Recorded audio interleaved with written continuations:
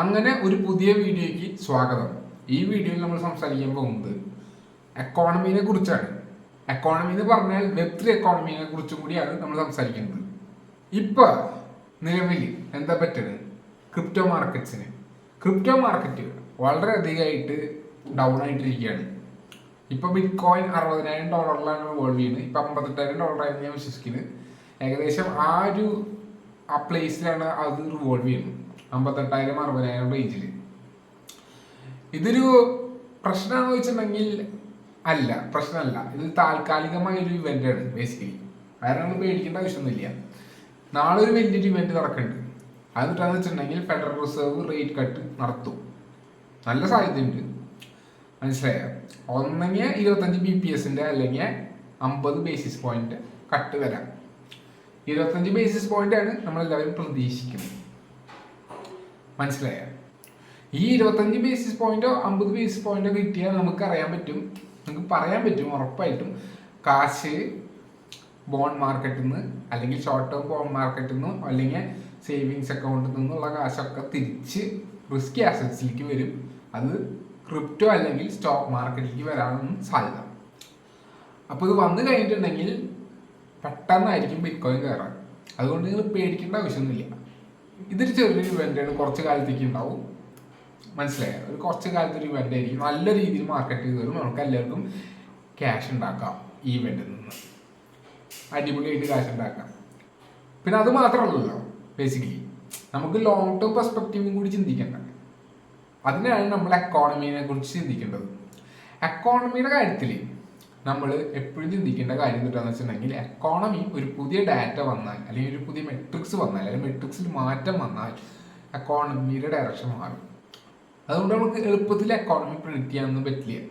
അത് ചൂതുകളി പോലത്തെ പരിപാടിയായിരിക്കും, അല്ലെങ്കിൽ മറ്റേ ഊഹക്കച്ചവടമാവും, മനസ്സിലായോ? അതുകൊണ്ട് ഞാൻ പറഞ്ഞ എക്കണോമിസ്റ്റുകൾ ഊഹക്കച്ചവടക്കാരാണ് ബേസിക്കലി. അവർക്കറിയില്ല എന്താ പറ്റാൻ പോകുന്ന എക്കോണമിയെ കുറിച്ച്. കാരണം വെച്ചിട്ടുണ്ടെങ്കിൽ ചെറിയ വെതർ വന്നാൽ മതി എക്കോണമിയുടെ കാര്യങ്ങളൊക്കെ മാറി മറിയാൻ, മനസ്സിലായോ? അതുകൊണ്ട് നമ്മൾ സൂക്ഷിക്കണം എക്കോണമിനെ കുറിച്ച് പറയുമ്പോഴൊക്കെ. അതുകൊണ്ട് നമ്മൾ വലിയ ബിഗ് പിക്ചർ എടുക്കണം. ബാക്കി എല്ലാ നോയ്സുകളും ക്യാൻസൽ ഔട്ട് ചെയ്യണം, മനസ്സിലായോ? ഇപ്പോഴത്തെ ഒരു വലിയ ബിഗ് പിക്ചർ എന്താണെന്ന് വെച്ചിട്ടുണ്ടെങ്കിൽ അപ്കമിങ് പ്രസിഡൻഷ്യൽ ഇലക്ഷൻ. അതിലാരും ജയിക്കാന്നുള്ളൊരു ചോദ്യമുണ്ട്. ട്രംപ് ആണോ കമല ഹാരിസ് ആണോ? ഇപ്പം എല്ലാവരും പറയണത് കമല ഹാരിസ് ജയിക്കാനാണ് സാധ്യത എന്ന് പറയുന്നത്, മനസ്സിലായോ? ട്രംപ് ജയിക്കാനും സാധ്യതയുണ്ട്, ഒരു 50-50%. പക്ഷെ ഇതായിരുന്നില്ല ഒരു 6 മാസം മുമ്പ്. 6 മാസം മുമ്പ് ബൈഡൻ പിന്മാറുന്ന സമയത്ത് വരെ ട്രംപ് ആയിരുന്നു മുന്നിൽ നിൽക്കുന്നത്. പിന്നെ അതിന് ശേഷം ബൈഡൻ പറഞ്ഞു, ഞാൻ ഇല്ല റേസിൽ, പ്രസിഡൻഷ്യൽ കാൻഡിഡേറ്റ് മാറി നിൽക്കുകയാണ്, ഞാൻ കമൽ ഹാരിസിനെ എൻഡോഴ്സ് ചെയ്യണമെന്ന് പറഞ്ഞപ്പോൾ ലേശമായിട്ട് കഥ മാറി. കഥ എങ്ങനെ മാറിയെന്ന് വെച്ചിട്ടുണ്ടെങ്കിൽ, കമൽ ഹാരിസ് പതുക്കെ ട്രാക്ഷൻ കിട്ടി തുടങ്ങി.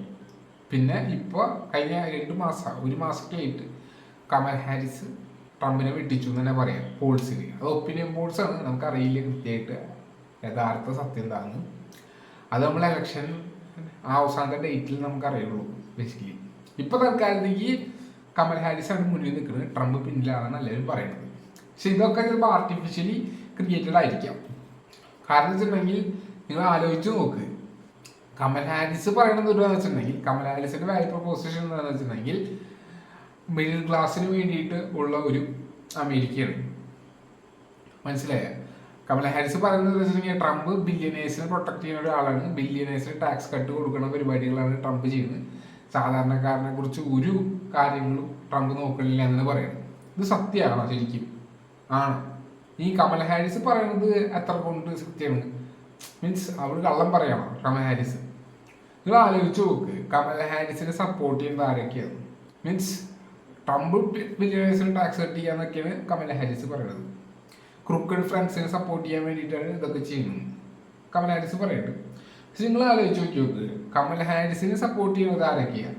Apple, Google, Meta, Amazon, Microsoft, ഇവരൊക്കെയാണ് കമൽ ഹാരിസിനെ സപ്പോർട്ട് ചെയ്യുന്നത്. കമൽ ഹാരിസ് ഇവരുടെ അടുത്ത് നിന്നാണ് കാശ് സ്വീകരിച്ചത് ഇൻഡയറക്ട്ലി. എന്ന് വെച്ചിട്ടുണ്ടെങ്കിൽ ഈ എംപ്ലോയി കോൺട്രിബ്യൂഷനൊക്കെ വഴി അവർക്ക് കാശ് കിട്ടിയിട്ടുണ്ട് കമൽ ഹാരിസിന്. അപ്പോൾ നിങ്ങൾ ആലോചിച്ച് നോക്ക്, വലിയ $1 ബില്യൺ അല്ലെങ്കിൽ $1 ട്രില്യൺ വാല്യുവേഷനുള്ള കമ്പനീസുകളാണ് കമല ഹാരിസിനെ സപ്പോർട്ട് ചെയ്യുന്നത്. ഈ കമ്പനികളുടെ ഷെയർ ഹോൾഡേഴ്സ് ഒക്കെ ബില്യനേഴ്സും ആണെന്ന് ഉള്ള കാര്യം കൂടി മനസ്സിലായോ? ട്രംപിന് ഇതുപോലെ സപ്പോർട്ട് ഉണ്ട്, പക്ഷെ ഇത്രയധികം ഫണ്ടിങ് മീൻസ് ഈ കോർപ്പറേറ്റ് ഫണ്ടിങ് കിട്ടിയത് കമല ഹാരിസിനാണെന്ന് മനസ്സിലാക്കണം. വലിയ തുകയിൽ നോക്കുകയാണെങ്കിൽ നമ്മൾ കമ്പയർ ചെയ്ത് നോക്കിയിട്ടുണ്ടെങ്കിൽ. അപ്പൊ ആരാണ് ശരിക്കും ബില്യനേഴ്സിനെ സഹായിക്കുന്നത്? ബേസിക്കലി കമൽ ഹാരിസ് ആണോ ട്രംപ് ആണോ? ഈവൻ വലിയ വലിയ മീഡിയ ഔട്ട്ലെറ്റ്സ് വരെ കമൽ ഹാരിസിനെയാണ് സപ്പോർട്ട് ചെയ്യുന്നത്. അതുകൊണ്ടാണ് മീഡിയ ഔട്ട്ലെറ്റ്സ് ഒക്കെ ട്രംപിന് മോശകരമായ ഒരു ചിത്രീകരണം ഉണ്ടാക്കുന്നത്. മീൻസ് ഒരു ബാഡ് നറേറ്റീവ് ക്രിയേറ്റ് ചെയ്യുന്നത് ട്രംപിന്റെ മുകളിൽ. ഇവർ എന്നിട്ട് എന്താ ചെയ്യുക തള്ളണ് ബേസിക്കലി എല്ലാവരും എടുത്തേക്കും. അപ്പൊ അവരെല്ലാവരും നോക്കുമ്പോ ട്രംപ് ഭയങ്കര മോശം മനുഷ്യനാണല്ലോ, മനസ്സിലായ? ട്രംപ് ഒരു വലിയ മോശം മനുഷ്യനാണല്ലോ, അപ്പൊ ആരും വോട്ട് ചെയ്യില്ലേ ട്രംപിനെ എങ്ങനെ തകർക്കാന്നുള്ള ഒരു വിചാരത്തിലാണ് എല്ലാവരും നടക്കുന്നത്. ഈ നറേറ്റീവ് നിങ്ങൾ സൂക്ഷിച്ചോ. പിന്നെ ട്രംപിനോട് എനിക്ക് വ്യക്തിപരമായ ഇഷ്ടം എന്ന് വെച്ചിട്ടുണ്ടെങ്കിൽ ട്രംപ് പ്രോ ക്രിപ്റ്റോ ആണ്. അതായത് ക്രിപ്റ്റോന് വേണ്ടി പല കാര്യങ്ങളും ചെയ്യാമെന്ന് പറഞ്ഞിട്ടുണ്ട്. പിന്നെ ട്രംപ് കുറച്ചും കൂടി ക്യാപിറ്റലിസ്റ്റ് ആണ് ബേസിക്കലി. കമൽ ഹാരിസ് കുറച്ചും കൂടി സോഷ്യലിസ്റ്റ് ലീനിങ് ആണ്. പക്ഷെ അത് അത്ര കണ്ട് സോഷ്യലിസ്റ്റ് ആണോ സത്യത്തിൽ ആർക്കറിയാം. ബേസിക്കലി ചിലപ്പോൾ ഒരു സോഷ്യലിസ്റ്റ് കൂടി ആയിരിക്കില്ല, മനസ്സിലായി? മീൻസ് സോഷ്യലിസ്റ്റ് എന്ന് പറയുന്നവരായിരിക്കും യഥാർത്ഥ ക്യാപിറ്റലിസ്റ്റുകൾ. അവര് നമ്മൾ പറയില്ല ആടിന്റെ വസ്ത്രത്തിൽ കൂർക്കം വരുന്ന പറയണ പോലെ, അതുപോലെയാണ് കമല ഹാരിസ് ബേസിക്കലി. വെറുതെ ചുമ്മാ അങ്ങോട്ട് തള്ളിവിടാ ബേസിക്കലി. ഇതൊന്നും അല്ല സത്യം. നമ്മള് ഒരു വിജയിച്ച് കഴിഞ്ഞിട്ടുണ്ടെങ്കിൽ റിയാലിറ്റിക്ക് വരുമ്പോൾ മനസ്സിലാവും എങ്ങനെയൊക്കെയാണ് കാര്യങ്ങളൊന്നും. ഏറ്റവും കൂടുതൽ ബാധിക്കുന്ന സാധാരണക്കാരായിരിക്കും ബേസിക്കലി. മില്യനേഴ്സും ഒക്കെ കുതിച്ച് കയറുന്നു മാത്രം ബേസിക്കലി. അപ്പൊ ഞാൻ പറഞ്ഞു വരുന്നത് ഇത്രേ ഉള്ളൂ. നിങ്ങൾ കമൽ ഹാരിസ് അടിപൊളിയാണ്, അതൊക്കെ മീഡിയ നിങ്ങളെ പറഞ്ഞു പറ്റിക്കണ ഒരു കാര്യമാണ് ബേസിക്കലി. കാശ് കൂടുതൽ അറിയാൻ തുടങ്ങിയ മീഡിയ ഔട്ട്ലെറ്റ്സിന് അവരനുസരിച്ച് മാർക്ക് മാറും. പിന്നെ നമ്മൾ ഉദ്ദേശിക്കുന്ന ട്രംപ് അത്ര മോശകരമായ ഒരു ആളൊന്നല്ല ബേസിക്കലി. നമ്മൾ മീഡിയയിൽ കാണുന്ന അത്ര മോശകരമായ ആളൊന്നല്ല. നമുക്കറിയില്ല പേഴ്സണലി ആളാരാന്ന്, മനസ്സിലായ? അതുകൊണ്ട് നമ്മൾ ആ മീഡിയ പറയണത് അങ്ങനെയോടാണ് മീനരുത്, മനസ്സിലായോ? പിന്നെ ക്രിപ്റ്റോനെ സംബന്ധിച്ച ആള് പല കാര്യങ്ങളും ചെയ്യുന്നു പറയുന്നുണ്ട്. നമുക്ക് നല്ല കാശ് കൊയ്യാൻ പറ്റും ബേസിക്കലി. 100K $200K ഒക്കെ എത്താനുള്ള സാധ്യതയുണ്ട് ബേസിക്കലി ബിറ്റ്കോയിൻ. അതൊരു വലിയ കാര്യം തന്നെയാണ്, പ്രത്യേകിച്ച് എനിക്ക്. പിന്നെ ആരും ഇൻവെസ്റ്റ് ചെയ്യുന്ന ആൾക്കാർക്ക്, മനസ്സിലായോ? കമൽ ഹാരിസ് എന്ന് വെച്ചിട്ടുണ്ടെങ്കിൽ ഒന്നും പറ്റാനൊന്നും പോണില്ല ബേസിക്കലി. നമുക്കറിയാം ബൈഡൻ വന്നിട്ട് എന്താ പറ്റിയത്. ബൈഡൻ വന്നിട്ട് പല ലീഗൽ ഇമിഗ്രൻസിനെ കയറ്റിയില്ല. പക്ഷെ ലീഗൽ ഇമിഗ്രൻസ് എത്ര പേരുണ്ടായി? അവരൊന്നും കയറ്റിയില്ലല്ലോ. അവർക്കൊക്കെ അത്ര ഡിലേ വരുന്നത്. സാധാരണ ആൾക്കാർ മീൻസ് ലെജിറ്റമേറ്റ് പ്രോസസ്സിൽ വെയിറ്റ് ചെയ്യുന്ന ആൾക്കാർക്ക് കിട്ടിയിട്ടില്ല. ഇതൊന്നും പ്രത്യേകിച്ച് ഒന്നും ചെയ്യണമെന്നില്ല, വെറുതെ തള്ള ബേസിക്കലി. അതിന് കമൽ ഹാരിസും ചെയ്യാൻ പോകുന്നത്. പിന്നെ കോർപ്പറേഷൻ ആവശ്യമുള്ള കാര്യങ്ങൾ കമൽ ഹാരിസ് ചെയ്ത് കൊടുക്കും ബേസിക്കലി, മനസ്സിലായോ? അവള് കുറച്ച് പ്രൊഫഷണലായിട്ട് കാര്യങ്ങളൊക്കെ ചെയ്യണ്ടാവും, മീൻസ് ചെയ്ത് കൊടുക്കും, അത്രയും. പിന്നെ ഈ പറഞ്ഞ ഡിബേറ്റിൽ ആരും ജയിച്ചതെന്നൊക്കെ പറയുന്നത് വെറും സബ്ജക്റ്റീവാണ്. പലരും പറയുന്നത് കമൽ ഹാരിസ് ആണ് ജയിച്ചത്, ചിലർ ട്രംപ് ജയിച്ചത്. കൂടുതൽ ആൾക്കാർ കമൽ ഹാരിസ് ജയിച്ചു എന്നാണ് തോന്നിയിരിക്കുന്നത് ബേസിക്കലി. കമൽ ഹാരിസിനെ കണ്ടമാനം ബെയിറ്റ് കൊടുത്ത് ട്രാപ്പൊക്കെ ജീവിപ്പിച്ചു എന്നൊക്കെ പറയുന്നത് കണ്ടു. പക്ഷെ എന്നാലും ശരി, അവർക്കൊരു അഭിപ്രായം തന്നെ. ഇപ്പൊ കമൽ ഹാരിസ് ലീഡിലാണെന്ന് ഒപ്പീനിയൻ പോൾസ് പറയുന്നത് ബേസിക്കലി. ട്രംപ് പിന്നിലാണ്. പക്ഷെ അത് ഇന്നലെ വരെ. ഇപ്പൊ കമൽ ഹാരിസ് സ്റ്റാഗ്നന്റ് ആണ് ബേസിക്കലി പോൾസിൽ. ട്രംപ് പത്ത് കയറുന്നുണ്ട്. കാരണം വെച്ചിട്ടുണ്ടെങ്കിൽ ഇന്നലെ ഒരു അസാസിനേഷൻ ഇവന്റ് നടന്നിരുന്നു ട്രംപിന്റെ. ഈ ട്രംപിന്റെ ഈ അസാസിനേഷൻ ഇവന്റ് നടന്നതിന് ശേഷം കമൽ ഹാരിസിന് ലേശം പണി കിട്ടിയിട്ടുണ്ട്, മനസ്സിലായോ? വെച്ചിട്ടുണ്ടെങ്കിൽ എല്ലാവരും വിജയിക്കുന്നത് ഈ ഡെമോക്രാറ്റ്സിന് ഈ റിപ്പബ്ലിക്കൻ പാർട്ടിയിലത്തെ ഹെഡ് അല്ലെങ്കിൽ ഈ പ്രസിഡൻഷ്യൽ കാൻഡിഡേറ്റിന് എതിർപ്പാണ് ബേസിക്കലി. അല്ലെങ്കിൽ ട്രംപിനോടൊരു എതിർപ്പുണ്ടെന്നുള്ള ഒരു വിചാരം അവരുടെ ഉള്ളുണ്ട്, മനസ്സിലായോ? അത് അവരുടെ ഉള്ളുണ്ടെന്നാണ് എല്ലാവരും പറഞ്ഞു വരുത്തുന്നത് ബേസിക്കലി. മീഡിയ ഔട്ട്ലെറ്റുകളൊക്കെ മീൻസ് മീഡിയ ഔട്ട്ലെറ്റുകൾ കമൽ ഹാരിസിന്റെ ഒപ്പം നിൽക്കുകയാണെങ്കിലും ഒരു പുതിയ നറേറ്റീവ് വരുന്നുണ്ട്. എന്ന് വെച്ചിട്ടുണ്ടെങ്കിൽ ട്രംപ് അസാസിനേറ്റ് ചെയ്യുമ്പോൾ വളരെ അധികം ആഗ്രഹമുണ്ട് ഈ ഡെമോക്രാറ്റ്സിന്. എന്തോ ഒരു കാരണം കൊണ്ട് നമുക്കറിയില്ല. ഇപ്പൊ രണ്ടാമത്തെ അസാസിനേഷൻ അറ്റംപ്റ്റ് ആണത്. അപ്പൊ ഈ നറേറ്റീവിലാണ് ട്രംപ് പിടിച്ചേക്കുന്നത് ബേസിക്കലി. ഈ കമൽ ഹാരിസും ബൈഡനും ട്രംപിനോടൊരു എതിർപ്പുണ്ടെന്നുള്ളൊരു നറേറ്റീവ്. അതുകൊണ്ട് ഒരു സിമ്പതി ക്രിയേറ്റ് ചെയ്യാൻ നോക്കുകയാണ് ജനങ്ങളുടെ ഇടയിൽ. ഈ സിമ്പതി കൊണ്ട് ട്രംപ് ജയിക്കാനുള്ള സാധ്യതകൾ കൂട്ടാണ് ബേസിക്കലി. ഇത് മാറി മറിയാം, എപ്പോ വേണമെങ്കിലും മാറി മറിയാം ബേസിക്കലി. ഈ ഇലക്ഷൻ ഡേറ്റ് എത്തണ വരെ ബേസിക്കലി എപ്പോ വേണമെങ്കിലും മാറി മറിയാം. ചിലപ്പോൾ ട്രംപ് ജയിക്കാം ബേസിക്കലി, അല്ലെങ്കിൽ കമൽ ജയിക്കാം ബേസിക്കലി. ചെറിയ ചെറിയ വ്യത്യാസത്തിന് 50% ഡിഫറൻസ് ഉണ്ടാവുള്ളൂ ബേസിക്കലി ജയിക്കാം ബേസിക്കലി. എങ്ങനെ വേണമെങ്കിലും മാറാം ജീവിതം, മീൻസ് ട്രംപിനോ അല്ലെങ്കിൽ കമൽ ഹാരിസിനോ. പക്ഷെ നമ്മളൊരു കാര്യം മനസ്സിലാക്കണം, ബില്യനെയറിന് ടാക്സ് കട്ട് എന്നൊക്കെ പറഞ്ഞിട്ടാണ് കമല ഹാരിസ് പറയുന്നത് ബേസിക്കലി ട്രംപിനോട്. പക്ഷെ ഈ ബില്യനേഴ്സുകളും ഈ വലിയ വലിയ മെഗാ കോർപ്പറേഷൻസ് ഒക്കെ തന്നെയാണ് കമല ഹാരിസിനെ സപ്പോർട്ട് ചെയ്യുന്നത്. ബേസിക്കലി സപ്പോർട്ട് ചെയ്യുന്നുണ്ട് നന്നായിട്ട്, അത് ട്രംപിനെക്കാട്ടും കൂടുതൽ. മനസ്സിലായ ഈ ക്രിപ്റ്റോ ലവേഴ്സ് ഒക്കെയാണ് കൂടുതൽ ട്രംപിനെ സപ്പോർട്ട് ചെയ്യുന്നത്. അവർ കുറച്ചുകൂടി നോവലായിട്ടുള്ള ആൾക്കാരാണ്, ടെക്നോളജിയിൽ വിശ്വസിക്കുന്ന ആൾക്കാരാണ്. ഈ പഴയ ആൾക്കാരൊക്കെ ഈ കമൽ ഹാരിസ് നല്ല രീതിയിൽ സപ്പോർട്ട് ചെയ്യുന്നുണ്ട്, പഴയ ബിസിനസ്സൊക്കെ. മനസ്സിലായോ? ഇത് ഭയങ്കര ഇമ്പോർട്ടൻ്റ് ആണ്. പിന്നെ നമുക്ക് കാര്യം മനസ്സിലായി, അടുത്ത നിമിഷം ആർക്കും അറിയില്ല. ഈ പല എക്കണോമിസ്റ്റുകളൊക്കെ പറയുന്നുണ്ട് നൊബേൽ പ്രൈസ് വിന്നേഴ്സൊക്കെ, അവരൊക്കെ വെറും വേസ്റ്റ് ആണ് ബേസിക്കലി. അവർക്കൊന്നും അറിയില്ല ഭാവി എന്തിട്ടാണ്. ഭാവി പ്രിഡിക്റ്റ് ചെയ്യാൻ അത്ര എളുപ്പത്തിൽ പറ്റില്ല ബേസിക്കലി. അതൊരു കൺവിക്ഷൻ മാത്രമാണ് അടുത്ത നിമിഷം എന്ത് പറ്റുമെന്നൊക്കെ. അതുകൊണ്ട് ആ കാര്യത്തിൽ എനിക്ക് അത്ര വിശ്വാസമില്ല ബേസിക്കലി. എനിക്ക് കൺവിക്ഷൻ ഉണ്ട് എൻ്റെ പ്രൊജക്റ്റ് വൻ വിജയത്തിൽ നിന്ന് എത്തുന്നു, അല്ലെങ്കിൽ എൻ്റെ ക്രിപ്റ്റോ പ്രൊജക്ട്സുകൾ, അല്ലെങ്കിൽ അങ്ങനെ ഒരു കൺവിക്ഷൻ മാത്രം ബേസിക്കലി. റിസർച്ച് ഉണ്ട്, പക്ഷെ കൺവിക്ഷൻ മാത്രം. അറിയില്ല പൊളിഞ്ഞു ഒപ്പടായി എന്നൊക്കെ വരും. മനസ്സിലായോ? ഇനി നമുക്ക് കുറച്ച് ന്യൂസിലേക്ക് പോകാം, ക്രിപ്റ്റോ ന്യൂസ്. ആദ്യത്തെ ക്രിപ്റ്റോ ന്യൂസ് എന്ന് വെച്ചിട്ടുണ്ടെങ്കിൽ എതേറിയം ബിറ്റ്കോയിൻ വെട്ടിച്ചു. എന്തിന്? Number of ഹോൾഡേഴ്സിൽ.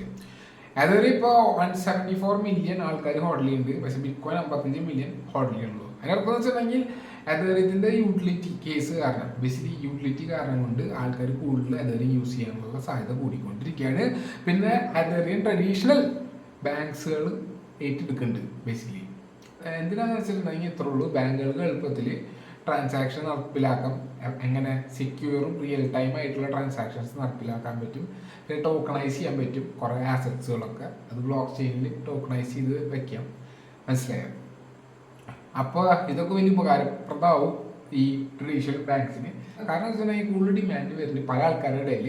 ഇങ്ങനത്തെ കുറച്ച് സർവീസുകൾ വേണമെന്ന് പറഞ്ഞിട്ട് ഡിമാൻഡ് കൂടുന്നുണ്ട്. അത് വെച്ചിട്ടുണ്ടെങ്കിൽ ആൾക്കാർ ഈ വക സർവീസുകൾ ഉപയോഗിച്ചിട്ടുണ്ടെങ്കിൽ കൂടുതൽ ഗുണങ്ങളുണ്ടാവും അവർക്ക്. മീൻസ് ഫാസ്റ്റായിട്ട് കാര്യങ്ങൾ നടത്താം, കൺവീനിയൻസ് കൂടുതലായിരിക്കും. പക്ഷെ അത് മറ്റേ ട്രഡീഷണൽ സെറ്റപ്പിൽ ഉണ്ടാവില്ല. അതുകൊണ്ട് പല ബാങ്കുകൾക്ക് വേറെ വഴിയില്ല ഇത് എംബ്രേസ് ചെയ്യാനായിട്ട് ബേസിക്കലി. അല്ലെങ്കിൽ ഔട്ട്ഡേറ്റഡ് ആവും അവർ. മനസ്സിലായ? കോമ്പറ്റീഷനിൽ. എന്തായാലും ശരി, നല്ല ന്യൂസാണ്. പിന്നെ ബിറ്റ്കോയിനെ സംബന്ധിച്ചിട്ട് അങ്ങനത്തെ ഒരു മൂല്യമില്ല ബേസിക്കലി. ബിറ്റ്കോയിനെ സംബന്ധിച്ചിട്ട് ആർട്ടിഫിഷ്യലായിട്ട് കയറുന്ന ഒരു കറൻസിയാണ്. ബാക്കിംഗ് എന്ന് പറഞ്ഞൊന്നുമില്ല. മനസ്സിലായോ? എയറിക്കോടെ കയറുന്ന സ്പെക്കുലേഷനിൽ കയറുന്ന ഒരു കറൻസിയാണ്, അത്രേ ഉള്ളൂ. പിന്നെ ബിറ്റ്കോയിൻ്റെ ഏറ്റവും വലിയ പെശക്കെന്ന് വെച്ചിട്ടുണ്ടെങ്കിൽ ഭയങ്കര സെൻട്രലൈസ്ഡും ആണ് ബേസിക്കലി. എന്ന് വെച്ചിട്ടുണ്ടെങ്കിൽ മൈനേഴ്സിനൊക്കെ ഇപ്പോൾ ഭയങ്കര ബുദ്ധിമുട്ടാണ് ഒരു ബിറ്റ്കോയിൻ മൈൻ ചെയ്യാൻ എന്ന് പറഞ്ഞിട്ടുണ്ടെങ്കിൽ. പിന്നെ സസ്റ്റൈനബിൾ ആണെന്ന് ചോദിച്ചാൽ അല്ല, സസ്റ്റൈനബിൾ അല്ല അത്. കാരണം വെച്ചിട്ടുണ്ടെങ്കിൽ മൈനിങ്ങിനൊക്കെ നല്ല കാശ് വേണ്ടി വരും. പിന്നെ മൈനിങ്ങിന് എക്യുപ്മെൻറ്റിന് നല്ല കാശ് വേണ്ടി വരും ബേസിക്കലി. മനസ്സിലായോ? കാശ് മുടക്കണം ബേസിക്കലി. പിന്നെ കണ്ടമാനം ഇലക്ട്രിസിറ്റി ചിലവൊക്കെ വരും, കൺസംഷനൊക്കെ വരും. മനസ്സിലായോ? എന്തായാലും ശരി, bitcoin is here to stay എന്ന് പറയാൻ നമുക്ക് വിശ്വസിക്കാം. പക്ഷേ യൂട്ടിലിറ്റി ഇല്ലാത്ത കൊണ്ട് അത് ഇടിയാനുള്ള സാധ്യതകളും ഉണ്ട് ബേസിക്കലി, ഒരു ലെവൽ റീച്ച് ചെയ്തിട്ടുണ്ടെങ്കിൽ. പക്ഷെ അദ്ദേഹത്തിന് റിയൽ വേൾഡ് യൂസ് കേസ് വരുന്ന കാരണം അദ്ദേഹത്തിലേക്ക് ആൾക്കാർ നീങ്ങാനുള്ള സാധ്യതകളും ഉണ്ട്. മനസ്സിലായോ? ഇനി അടുത്ത ന്യൂസ് എന്താണെന്ന് വെച്ചിട്ടുണ്ടെങ്കിൽ റിപ്പിളിൻ്റെ CEO കമൽ ഹാരിസിനെ ബാക്ക് ചെയ്യുന്നു. റിപ്പിളിൻ്റെ CEO കമൽ ഹാരിസിനെ ബാക്ക് ചെയ്യുന്നത് വെച്ചിട്ടുണ്ടെങ്കിൽ എനിക്കറിയില്ല. കാരണം എന്താ വെച്ചിട്ടുണ്ടെങ്കിൽ എനിക്ക് തോന്നുന്നു ട്രംപ് ജയിക്കാനുള്ള സാധ്യത കുറവായതുകൊണ്ട് ചിലപ്പോൾ ബാക്ക് ചെയ്തിരിക്കാം. പക്ഷെ ബാക്ക് ചെയ്താലും വലിയ കാര്യമൊന്നുമില്ല. കമൽ ഹാരിസിൻ്റെ അടുത്ത് നിന്ന് ഒരു നോട്ടീസും വന്നിട്ടില്ല, അല്ലെങ്കിൽ യാതൊരു ഇഷ്ടം കണ്ടിട്ടില്ല ബേസിക് ക്രിപ്റ്റോനോട്. അതുകൊണ്ട് പണി കിട്ടാനുള്ള സാധ്യത വളരെ കൂടുതലായിരിക്കും. മീൻസ് പണി കിട്ടാൻ വേണ്ടി ചോദിച്ചു വാങ്ങാന്ന് പറയില്ലേ, അതന്നെ. പണി കിട്ടണവരെ നമുക്ക് നോക്കാം. ബേസിക് എന്താ പറ്റാന്ന് നമുക്കറിയില്ല, നമുക്ക് വെയിറ്റ് ചെയ്യാം ബേസിക്. പിന്നെ അടുത്തൊരു സൂയി ബ്ലോക്ക് ചെയിൻ ആണ്. സൂയി ബ്ലോക്ക് ചെയിൻ ഒരു വലിയ ഗ്രൗണ്ട് ബ്രേക്കിംഗ് എന്ന് പറയാനില്ല. എന്ന് വെച്ചിട്ടുണ്ടെങ്കിൽ ഇന്റർനെറ്റ് ഇല്ലാണ്ട് പേയ്മെന്റ് നടത്താൻ പറ്റുന്ന ഒരു ഫീച്ചർ അവർ ഇറക്കിയിട്ടുണ്ട്. എന്താണെന്ന് വെച്ചിട്ടുണ്ടെങ്കിൽ നിങ്ങളുടെ രണ്ടുപേരുടെ ഇപ്പോൾ നിങ്ങൾക്ക് വൈഫൈ ഉണ്ട്, എനിക്ക് വൈഫൈ ഉണ്ടെന്ന് വെച്ചിട്ടുണ്ടെങ്കിൽ എനിക്ക് പേയ്മെന്റ് നടത്താൻ പറ്റും. നിങ്ങളുടെ GSM ഉണ്ട്, എൻ്റെ GSM ഉണ്ട്, പേയ്മെന്റ് നടത്താൻ പറ്റും. അല്ലെങ്കിൽ സാറ്റലൈറ്റ് ഇന്റർനെറ്റ് ഉപയോഗിക്കുന്നെങ്കിൽ നമുക്ക് രണ്ടുപേർക്കും ട്രാൻസ്ഫർ ചെയ്യാൻ പറ്റും ബേസിക്കലി പേയ്മെന്റുകൾ. ഇതൊക്കെ നല്ലൊരു കണ്ടുപിടുത്തം തന്നെയാണ് ബേസിക്കലി. വലുതാണെങ്കിൽ എത്ര വലുതാണെങ്കിലും ഇത് നമുക്ക് പേയ്മെന്റ് നടത്താൻ പറ്റില്ലോ, അത് മുമ്പ് പറ്റിയിരുന്നില്ലല്ലോ. അപ്പം അതൊരു നല്ല ന്യൂസാണ്. പിന്നെ ഇതിനെക്കാട്ടും വലിയൊരു ന്യൂസ് എന്താണെന്ന് വെച്ചിട്ടുണ്ടെങ്കിൽ ഇത്രേ ഉള്ളൂ. പൊതുവെ ക്രിപ്റ്റോ വാങ്ങുന്ന ആൾക്കാർ ഇപ്പോൾ ഗാംബ്ലിംഗ് ആയിട്ടല്ല ക്രിപ്റ്റോ വാങ്ങണം. ഗാംബ്ലിംഗ് റിലേറ്റഡ് റീസൺസിനല്ല ക്രിപ്റ്റോ വാങ്ങണത്. സത്യമാണ് ക്രിപ്റ്റോയിൽ ഒട്ടുമിക്ക കാര്യങ്ങളും സ്പെക്കുലേഷൻസും ഗാംബ്ലിങ്ങും ആണെന്നത്, അതിനൊരു തർക്കമില്ല. പക്ഷെ അത് മാറും. അത് മാറിയില്ലെങ്കിൽ ഈ ഇൻഡസ്ട്രി ഔട്ടോ ബേസിക്കലി. ഇപ്പം നടക്കുന്നത് എക്സ്ട്രാക്റ്റീവാണ് ബേസിക്കലി. ആൾക്കാരുടെ നിന്ന് കൂടുതൽ എടുക്കുക, തിരിച്ച് ജനങ്ങൾക്ക് തിരിച്ചൊന്നും കൊടുക്കണില്ലാത്തൊരു ഇൻഡസ്ട്രിയാണ് ബേസിക്കലി. ഇത് വലിയ പണി കിട്ടാനുള്ള രീതിയിലുള്ള ഒരു കാര്യമാണ് ഇപ്പോൾ, ഒരു ലീഗൽ ആക്ടിവിറ്റിയാണ് ഇപ്പോൾ നടന്നുകൊണ്ടിരിക്കുന്നത് ക്രിപ്റ്റോ ഇൻഡസ്ട്രിയിൽ. പക്ഷെ ഇത് മാറും എന്നുള്ളൊരു സത്യം ഉണ്ട് ബേസിക്കലി. ഇപ്പോൾ നടക്കുന്നത് ഫാഡ് എന്ന് വെച്ചിട്ടുണ്ടെങ്കിൽ NFT മീം കോയിനൊക്കെ കുറച്ച് കാലമുള്ള 6 മാസം അതോടെ അത് കെട്ടുപോകും. അതിൽ കാശുണ്ടാക്കി അത്ര ഉള്ളൂ. ഇനി വരാൻ പോണത് ഫാഷനും സ്റ്റൈലാണ്. അത് വരാനിരിക്കുന്നുള്ളൂ എന്നുള്ളൊരു കാര്യങ്ങൾ മനസ്സിലാക്കണം. ഈ സൊളാനോ, റിപ്പിൾ അങ്ങനത്തെ കമ്പനികളൊക്കെ ഫാഷനാണ്. മീൻസ് അധികാരം ഓടിയിട്ടില്ല, ഒരു 6 കൊല്ലം 5 കൊല്ലമൊക്കെ പോയിട്ടുണ്ട്. പക്ഷെ അവർ സ്റ്റൈലായിട്ടില്ല, മീൻസ് ഹൗസ് ഹോൾഡ് നെയിം ഒന്നും ആയിട്ടില്ല. അതാവും ചിലപ്പോൾ അവർ വല്ല കില്ലർ ആപ്പ് ക്രിയേറ്റ് ചെയ്യാൻ പറ്റുകയാണെങ്കിൽ അവർക്ക് അതിൻ്റെ ഉള്ളിൽ ആൾക്കാർ ഫേസ്ബുക്ക് പോലും ഉപയോഗിക്കാൻ തുടങ്ങുകയാണെങ്കിൽ അത് ആവും. പക്ഷെ അങ്ങനത്തെ ഒരു സാധനം ഇപ്പോൾ തൽക്കാലത്തേക്ക് അതിലില്ല. മനസ്സിലായ ഒരു കൊക്കോകോള, പെപ്സിക്കോ എന്നൊക്കെ പറയണ പോലത്തെ ഒരു ഇതില്ല. കൊക്കോളയും പെപ്സിക്കോയുടെ കാലമൊക്കെ മാറി, മീൻസ് അതിൻ്റെ ട്രെൻഡൊക്കെ മാറി. കാരണം വെച്ചിട്ടുണ്ടെങ്കിൽ ഇപ്പോൾ ആൾക്കാർ ഷുഗർ റേറ്റഡ് ഡ്രിങ്ക്സുകളൊന്നും അധികം കുടിക്കില്ല എന്നുള്ളൊരു കാര്യമായിട്ട് അതിൻ്റെ അല്ലെങ്കിൽ അതിൻ്റെ ഇഷ്ടം താല്പര്യം കുറഞ്ഞു എന്നും പറയുന്നുണ്ട്. കാരണം വെച്ചിട്ടുണ്ടെങ്കിൽ അതിന് അസുഖങ്ങൾ വരാനുള്ള കാരണങ്ങളുണ്ട്. അതുകൊണ്ട് ഒരു മാറിക്കൊണ്ടിരിക്കുകയാണ് അവിടെ നിന്ന്. അതൊക്കെ ശരിയത് തന്നെ. പക്ഷേ ഇപ്പോൾ ഒരു സ്റ്റൈലില്ല എന്ന് പറയാൻ നമുക്ക്, ഒരു സ്റ്റൈലില്ല. എന്തായാലും ശരി, ആൾക്കാർ ഇപ്പോൾ ബിറ്റ് കോയിനൊക്കെ ഇൻവെസ്റ്റ് ചെയ്യണത് ഒരു ലോങ് ടേം പ്രോസ്പെക്റ്റിലാണ്. എന്ന് വെച്ചിട്ടുണ്ടെങ്കിൽ അവർക്ക് ഭാവിയിൽ ഇത്ര കാശ് ഉണ്ടാക്കുന്നത് വിശ്വസിച്ചാണ് അവർ ഇൻവെസ്റ്റ് ചെയ്യണം. അതൊരു നല്ല കാര്യമാണ്. എന്ന് വെച്ചാൽ ഭാവിയിൽ അവർക്ക് മില്യനെയർ ആവാൻ പറ്റും. അല്ലെങ്കിൽ ഇപ്പം എനിക്ക് മില്യനെയർ ആവണേക്കാളും പകരം ഭാവിയിലായാൽ മതി എന്നുള്ള റോളാണ്. പതുക്കെ ഡോളർ കോസ്റ്റ് ആവറേജിങ് ഒക്കെ നടത്തിയിട്ട് എന്ന് വെച്ചാൽ പതുക്കെ മാസം കാശ് അടച്ചടച്ച് പോയിട്ട് അവർക്ക് ഉണ്ടാക്കാൻ പറ്റുന്നൊക്കെയാണ് പറയുന്നത് ബേസിക്കലി. അങ്ങനെയാണ് ഒരു 75% ആൾക്കാരൊക്കെ, മീൻസ് ജെൻസി മില്ലിയൻസും കൂടിയിട്ട് ഒരു വലിയൊരു കൂട്ടം ആൾക്കാർ ഇപ്പോൾ ക്രിപ്റ്റോനെ കാണുന്ന വെച്ചിട്ടുണ്ടെങ്കിൽ സ്പെക്കുലേറ്റീവ് ആസറ്റിന് പകരം ഒരു റിയൽ വേൾഡ് ആസറ്റ് അല്ലെങ്കിൽ ഒരു റിയൽ യൂട്ടിലിറ്റിയിൽ പെർസ്പെക്റ്റീവിലാണ് കാണുന്നത്. എന്ന് വെച്ചിട്ടുണ്ടെങ്കിൽ അവർക്ക് പതുക്കെ ഇൻവെസ്റ്റ് ചെയ്തിട്ട് അവർക്ക് കാശ് ഉണ്ടാക്കാൻ വേണ്ടി ഒരു ആസറ്റായിട്ടാണ് കണക്കാക്കുന്നത്. മീൻസ് ഭാവിയിൽ എന്തൊക്കെ പറ്റുമെന്ന് അറിയില്ല, കയറും അടിപ്പിരിച്ച് പോകും ബേസിക്കലി. അതിൻ്റെ റിയൽ വേൾഡ് യൂസ് കേസ് ബേസിസിലാണ് അതിൽ താങ്ങി നിൽക്കാൻ പറ്റുള്ളൂ അതിൻ്റെ വാല്യൂ ബേസിക്കലി. അല്ലെങ്കിൽ ഇവരൊക്കെ ശൂന്യതയ്ക്ക് പോണതാണ്, ഇൻഡസ്ട്രി മുഴുവൻ പോകും. പക്ഷെ ഞാൻ കാണുന്നത് വെച്ചിട്ടുണ്ടെങ്കിൽ ഭാവിയിൽ മാറ്റങ്ങൾ വരുന്നതാണ് ബേസിക്കലി. ഇവരൊരു കാര്യം മനസ്സിലാക്കുക, ഇതുവരെ വന്നിട്ടില്ല എന്ന് വെച്ചിട്ട് നാളെ വരില്ല എന്നില്ല. ഈ ബ്ലോക്ക് ചെയിൻ ടെക്നോളജിയൊക്കെ ഫ്രൂഷ്യനിലേക്ക് വരികയാണ്. അവർ മറ്റേ സെൻട്രലൈസ് സിസ്റ്റത്തിൻ്റെ സെയിം ലെവൽ പെർഫോമൻസിലേക്ക് എത്തിക്കൊണ്ടിരിക്കുകയാണ്. ഭാവിയിൽ എത്തും. ഇത്തിരി കോംപ്രമൈസുകൾ ഉണ്ടായെങ്കിലും എത്തിക്കഴിഞ്ഞിട്ടുണ്ടെങ്കിൽ നമ്മൾക്ക് കില്ലർ അപ്ലിക്കേഷൻസ് കാണാൻ പറ്റും. വെബ്2നെ അല്ലെങ്കിൽ ഫേസ്ബുക്ക്, ആമസോൺ, മൈക്രോസോഫ്റ്റ് എന്നിവ കമ്പനികളൊക്കെ ചോദ്യം ചിഹ്നത്തിൽ ഇങ്ങനെ ആപ്ലിക്കേഷൻസ് അതിൽ കാണാൻ പറ്റും ബേസിക്കലി. ഇപ്പൊ കാണാൻ പറ്റില്ല, പക്ഷെ ഭാവിയിൽ കാണാൻ പറ്റും. എല്ലാവരും കൂടി വിജയിച്ചാൽ അത് നടക്കുള്ളൂ, അല്ലെങ്കിൽ ഇൻഡസ്ട്രി തന്നെ ഇല്ലാണ്ടായി പോകും ബേസിക്കലി. പതുക്കെ ആയിക്കൊണ്ടിരിക്കും. പക്ഷെ ആൾക്കാർക്ക് ഇതിന് എതിർപ്പൊക്കെ ഉണ്ടാവും. താൽക്കാലികമാണ് അതൊരു താൽക്കാലികമായിട്ടൊരു കാര്യമാണ്. ഭാവിയിൽ റിയൽ വേൾഡ് യൂസ് കേസ് വരും, റിയൽ വാല്യൂ വരും, പൊതുജനത്തിന് ഉപയോഗപ്പെടുന്ന രീതിയിൽ ഉള്ള ടെക്നോളജി മാറും ബേസിക്കലി. മനസ്സിലായോ? അല്ലെങ്കിൽ ചത്തുപോകും, ഇത്രയുള്ളൂ. അപ്പോൾ ഇത് നിങ്ങൾ മനസ്സിലാക്കേണ്ട കാര്യമാണ്. മനസ്സിലായോ? ഇതൊക്കെയാണ് ഞാൻ വരാൻ പോണ കാര്യങ്ങൾ. അത് ഞാൻ പറഞ്ഞു വരുന്നത് ഇപ്പം ഇതുവരെ സംഭവിച്ച കാര്യം നമുക്ക് അറിയുള്ളൂ. ഭാവിയിലത്തെ കാര്യം നമുക്ക് അറിയില്ല, ആർക്കും അറിയില്ല. നമ്മൾ ഹോപ്പ് ചെയ്യണം ബേസിക്കലി, നല്ലത് വരുന്നുള്ളൂ ഹോപ്പ് ചെയ്യണം. മനസ്സിലായോ? നല്ലത് വരും മാത്രമല്ല, ഹോപ്പില്ല. കുറേ കാര്യങ്ങളൊക്കെ നമുക്ക് പറയാൻ പറ്റും ഇതിങ്ങനെയൊക്കെ വരുള്ളൂ. പക്ഷെ എന്നാലും നമുക്ക് അറിയില്ല എന്ത് വേണമെങ്കിലും സംഭവിക്കുക. എന്ന് വെച്ചിട്ടുണ്ടെങ്കിൽ കാശുണ്ടാക്കുന്ന പ്രൊസീജിയർ എന്ന് വെച്ചിട്ടുണ്ടെങ്കിൽ നമ്മൾ മാത്രം, ഒരു വ്യക്തി മാത്രമുള്ള കാര്യം മാത്രമല്ല ബേസിക്കലി. പല സാഹചര്യങ്ങളും നമുക്ക് അനുകൂലമാണ് ബേസിക്കലി. പല സാഹചര്യങ്ങളും നമ്മൾ അറിയാണ്ട് അനുകൂലമായാലാണ് നമുക്ക് നമ്മൾ ഉദ്ദേശിച്ച സ്ഥലത്ത് എത്താൻ പറ്റുള്ളൂ. നമ്മളെടുത്ത ഡിസിഷൻ മാത്രമല്ല.